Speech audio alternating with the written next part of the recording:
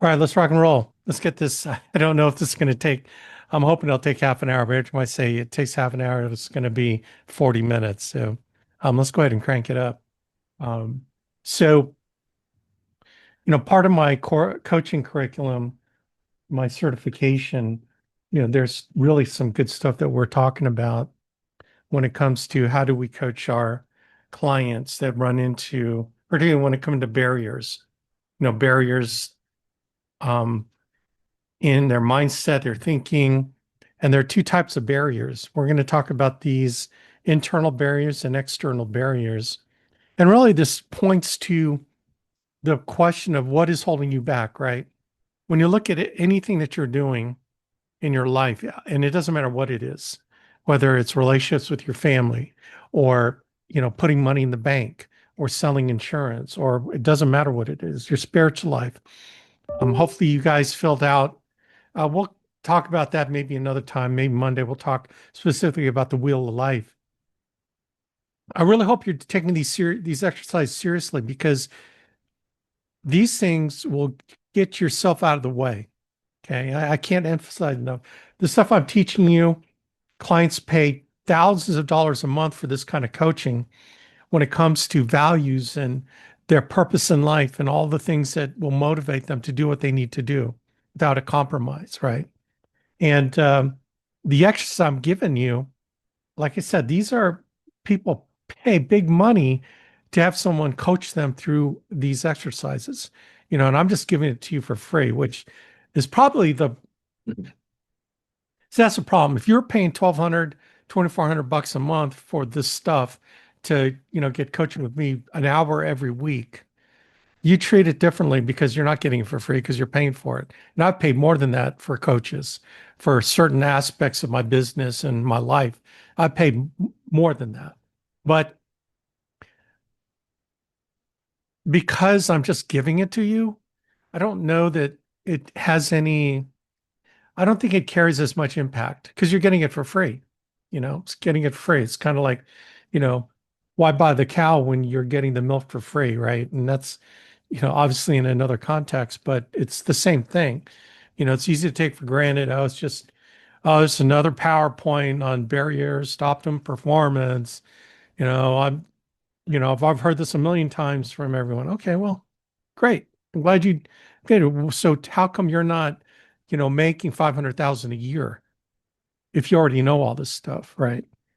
And sometimes the other thing too, this just probably emphasizes the need for coaching is because what's interesting is I have a lot of stuff out there that you can go through my videos and implement, right? And very few people actually do it. Like, for example, my self-talk video, I can count on one hand the hundreds of people that have seen that video that have actually put it into practice. Not too many people do. And this is where I've realized people need a coach to talk them through how to do it and may hold them accountable to doing those things. And their lives will be so much more impactful. They will make all the money they want to make. They will have the best relationships with their family. They'll have the best spiritual life they could ever have if they had someone to help them remove these barriers, right? Right. Today, we're going to talk about identifying them. But again, it doesn't help when you just look at, oh, I've got these barriers. Okay. And it's like you don't do anything about it. Right. So, this is why it's important to have a coach walk you through and hold you accountable and help you see the things that you're not seeing, your blind spots. And there's a lot of blind spots that we all have. Okay. Well, Alex, all I want to do is just sell life insurance and make money. It's like, right. That's what you did in the last five agencies that you joined, and it just never seemed to work out, right? Never seemed to work out. Well, maybe you got to look at the man or woman in the mirror and figure out maybe it's me. Maybe it's not the coaching. Maybe it's not the environment or the culture. Maybe it's me. There's something in me that's holding me back, right? So I'm going to help you identify these areas, and maybe this can be something that would illuminate you. Number one, the need for coaching, right? And My coaching, because you're in my group, is free. I'm not charging you money for it because you're going to make money and then I'll make money when you make money. Right. So everyone needs to, as well as myself, look at what is it that I'm not seeing about myself that's holding me back. And so we'll look at this. We'll look at some of the barriers to you performing at your optimal, most productive self. So we're going to first talk about the 8 external barriers that impact your performance and how to deal with them, and then the 9 internal barriers impacting performance. Now, there is an exercise, of course, with this, but I'm going to help you identify. This is the kind of thing that you're going to learn everything just in this next half hour, because you're not. I mean, it's just ludicrous to think about that. The only way I can help you get through this is through help letting me coach you through it. Okay. So, but I mean, you can do a lot of this work on your own to kind of figure some things out. So let's move forward. Just let's talk about the external barriers to performance. Obviously, distracting life events.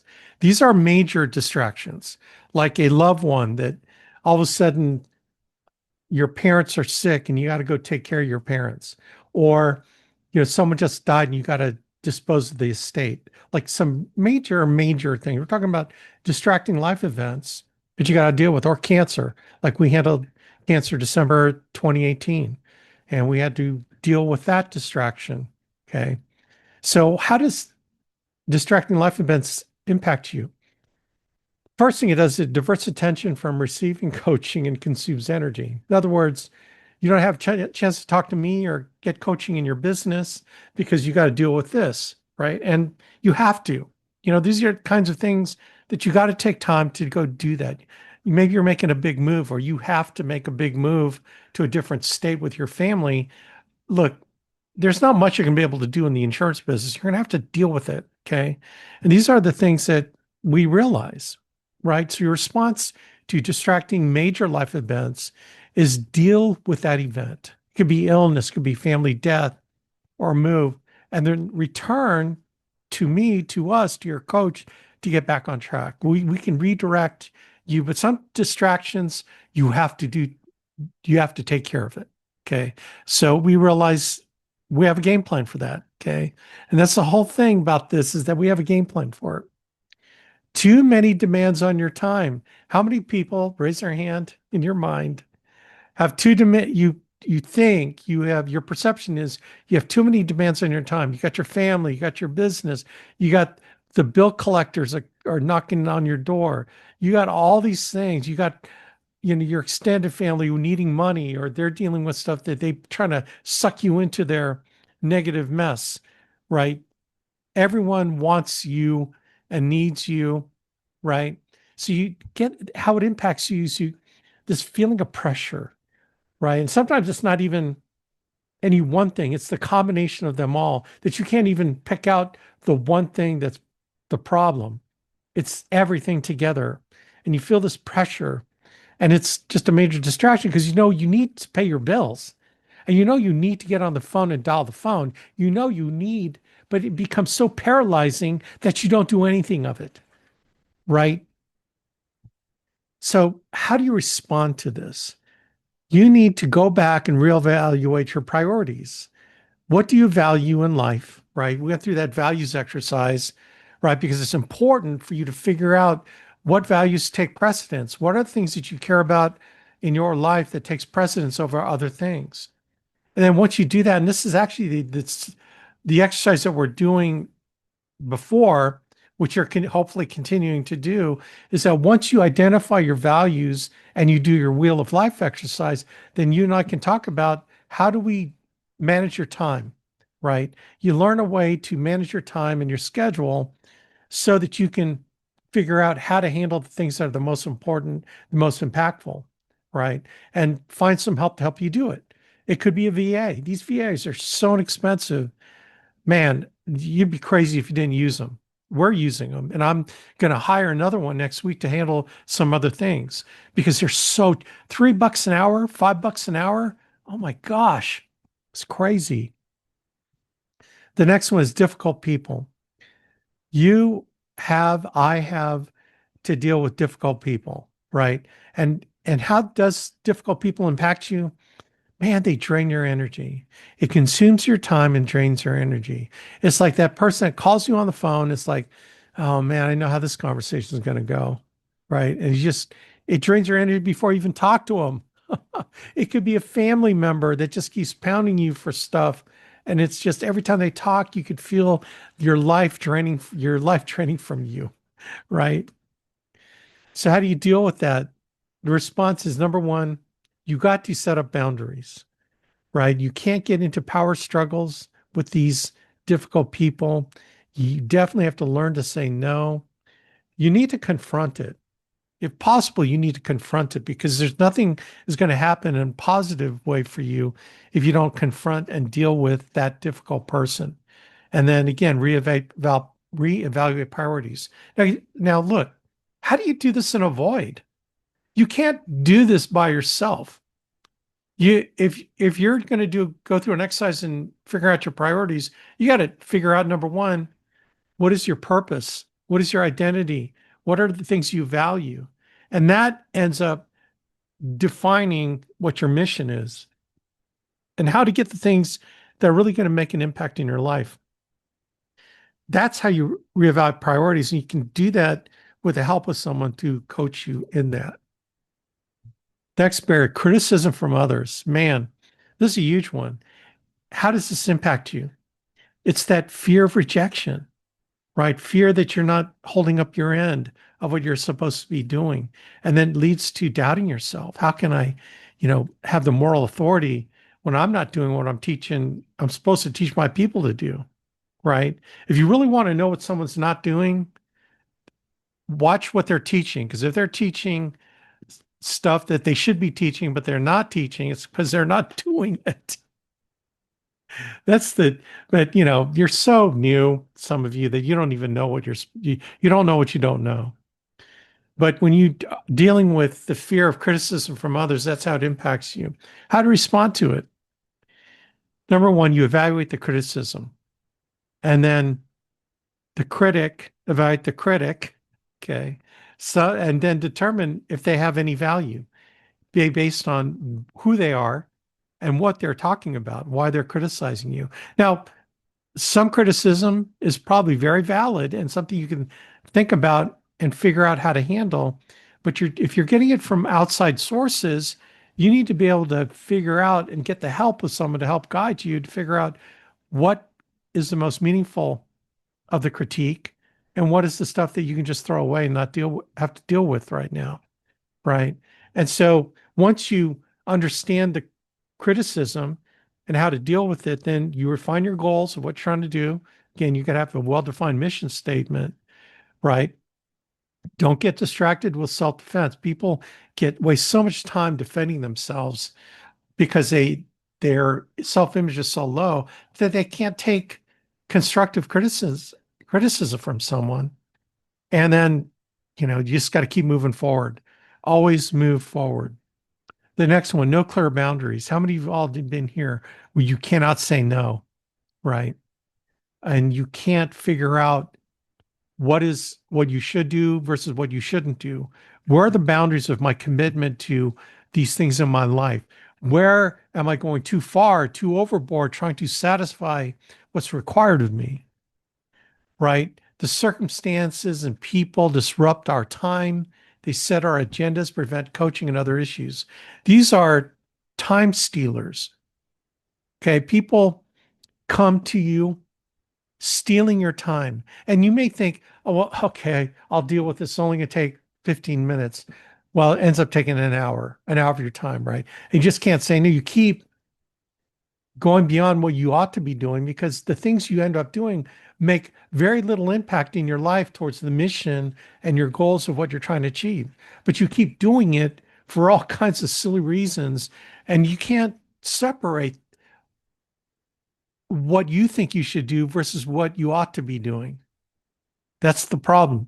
You need someone to hold up a mirror to you so that you can see clearly that you shouldn't be doing what you keep doing, right? It's like St. Paul says, Why do I keep doing things I don't want to do? And I don't do the things I should do, right? Response. You need to learn to be clear about your limits. You need to know what to say no to in a kind way and a firm way, and try to get rid of whatever makes you a people pleaser. This is where it comes from. It comes from you being a people pleaser. You want to please everyone. And you have to realize, man, I have to have the courage to be disliked. I have to have the courage to disappoint the people who are sucking my time. You have to set your own agenda. You have to set your own day, your own priorities. This is what happens when you have a well-formed mission statement and the list of things that fulfill your mission, because it'll inform you on what you have to do and the priorities now versus what you shouldn't even touch because it's going to waste your time and it's going to suck your energy, right? No accountability. Oh man, this one is one of the worst ones. See, it's easy to be in 100% commission. And I know there's no accountability. How do I know there's no accountability? Because there's only a handful full of people that book an appointment with me every week. That's how I know there's lack of accountability. And the reason why you don't book an appointment with me every week to get coaching is because you don't want to be held accountable. It's easier for you to fail by piddling around rather than have someone hold you accountable to what you want to accomplish in your life, right? No accountability. The impact. Your vision fades, your motivation fades, determination, commitment, and willingness to persist. It all fades because no one's holding you accountable. What you thought was a priority in your life, and you soon discover that you're just not willing to get out of bed. You will rather play video games. It's easier not to be held accountable. You know, look, I'm very busy with the right people. I'm not asking you to book an appointment with me every week. I'm only asking the people that want to be held accountable, that want to move on in their life in a big, badass way. That's who I want to work with. But if you think it's just an obligation, oh well, I better make Alex happy. It's like, no, you don't need to do anything to make me happy. I don't care. Okay. I don't. I care, but I don't care. But if you tell me you have this big, bodacious vision of what you want your life to be a year from now, 5 years from now, 10 years from now, and the only way you're going to do it is by getting help from me to guide you in that vision, to guide you in your mission, to help you figure out your purpose and your identity, right? Man, I'm 100% with you. Response, find someone to hold you accountable. Come on, man. Simple. But if you keep doing what you're going to do, keep doing what you're doing, you're always going to get what you got.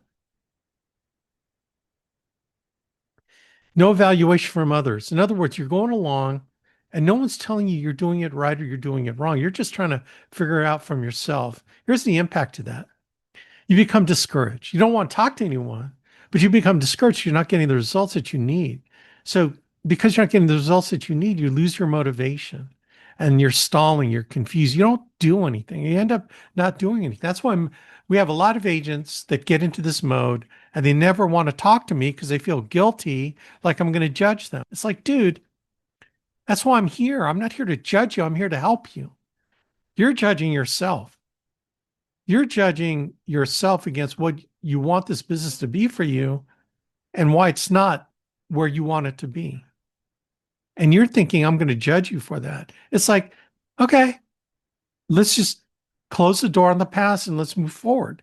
I'm going to move forward from here, guy. I don't care about judging what you did or didn't do. What I care about is that you've got a new vision and I can help you develop that vision. Find a way to get honest feedback. You're gonna have to talk to somebody. And maybe it's not me. Maybe it's someone else. You just need to find someone to talk to get your to get someone to evaluate you.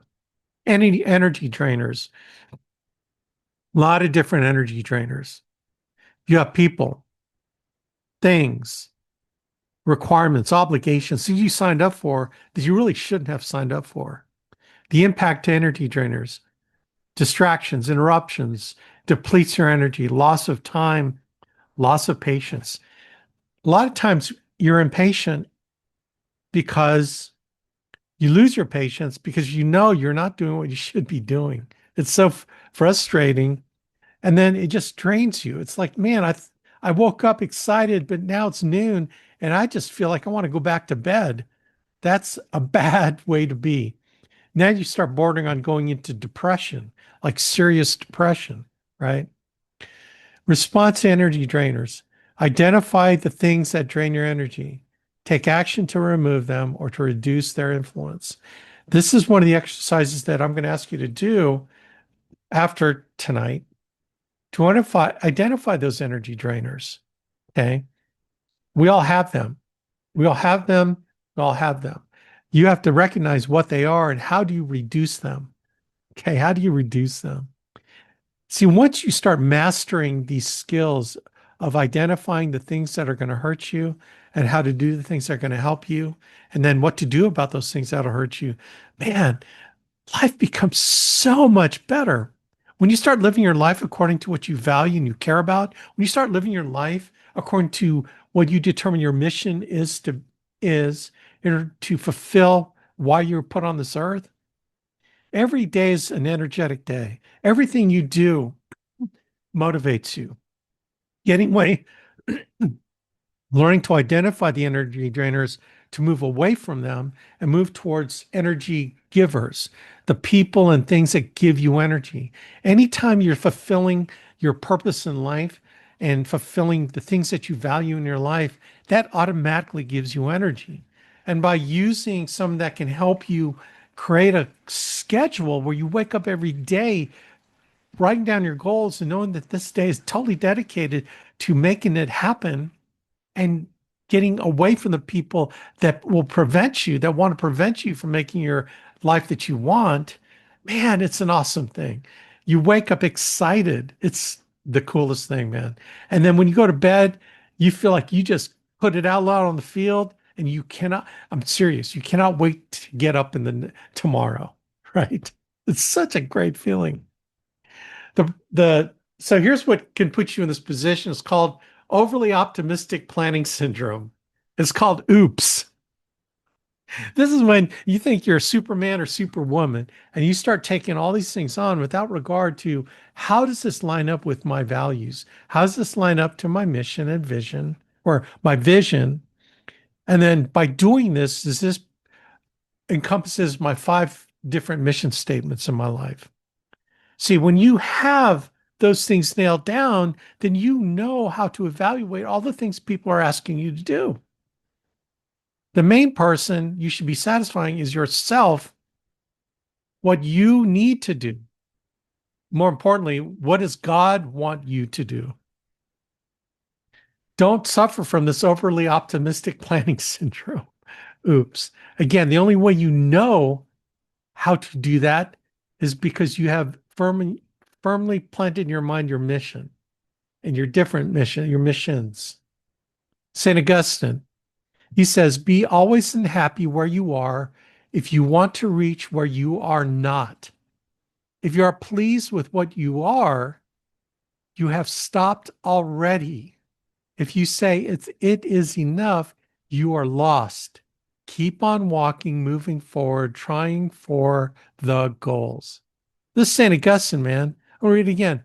Be always happy where you are if you want to reach where you are not. If you are pleased with what you are, man, you stopped already. If you say it is enough, you're lost. Keep on walking, moving forward, trying for the goals. Okay, how do you deal with energy drainers? Man, you need to ask questions, questions, questions. You need to ask yourself questions. You need your coach to ask you the questions. So let's explore the questions you need to ask in dealing with energy drainers. Number one, what is the energy drainer costing me in terms of time, energy, money, and peace of mind? Focus attention on any energy drainers that are costly. Live with the others or put them aside until later. Like, let's say you committed to a project at church and you're like a central figure in that project, and it'd be really bad to bag out of it because of your importance to the project. Okay. In your mind, that's what you think, right? But is it really? Are you really the one that everyone revolves around? Or do you place yourself in the center thinking that to make you feel better about yourself? And then what is that costing me? Right. And you got to prioritize which one is costing me the most and get rid of that one. You can deal with all the little ones, but this is again the ability to ask these questions so you can identify those things.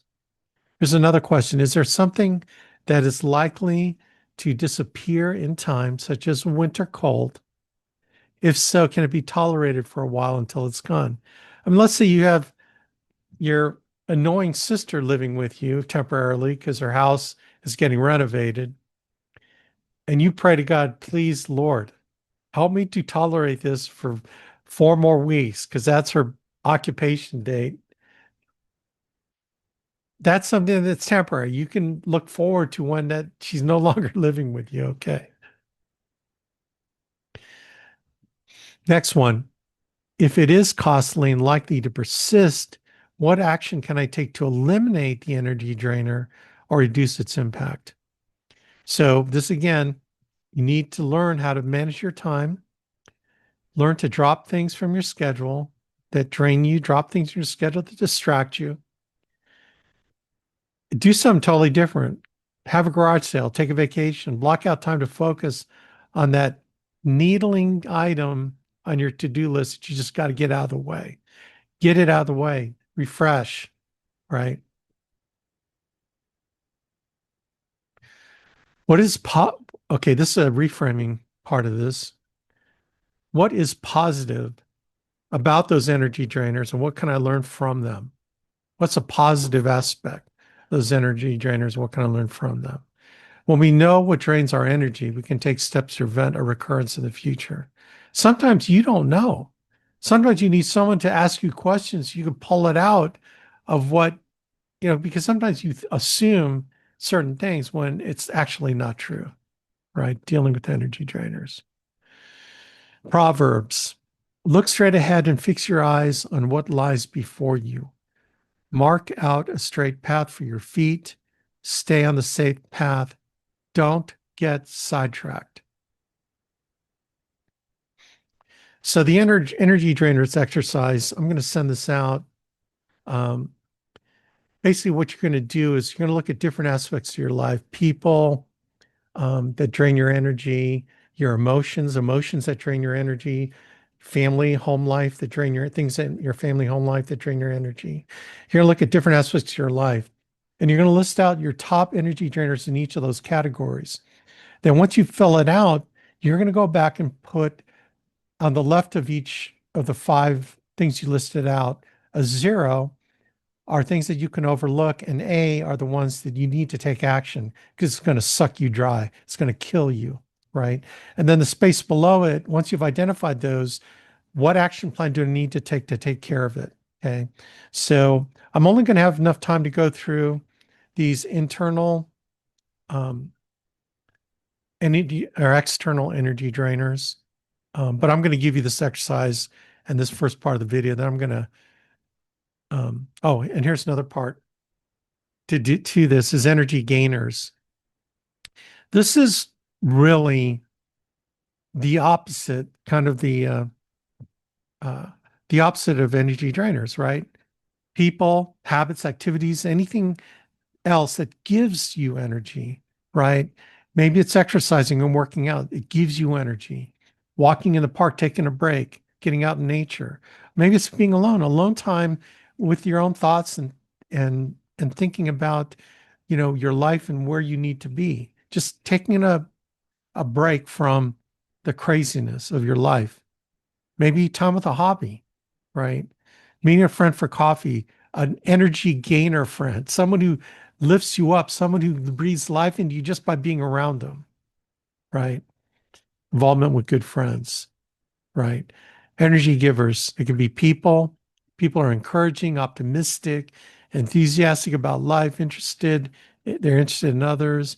Their presence invigorates others. You know, people like that.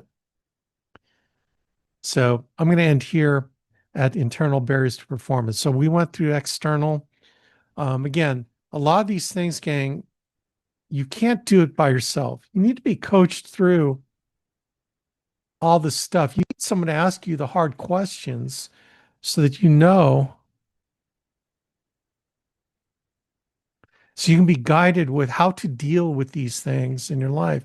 And you look at anybody who's not being productive in their lives, it usually comes down to these things, both the internal and external barriers. But I'm going to send you out this first video and then give you the exercise sheet that you can start writing these things down. All right.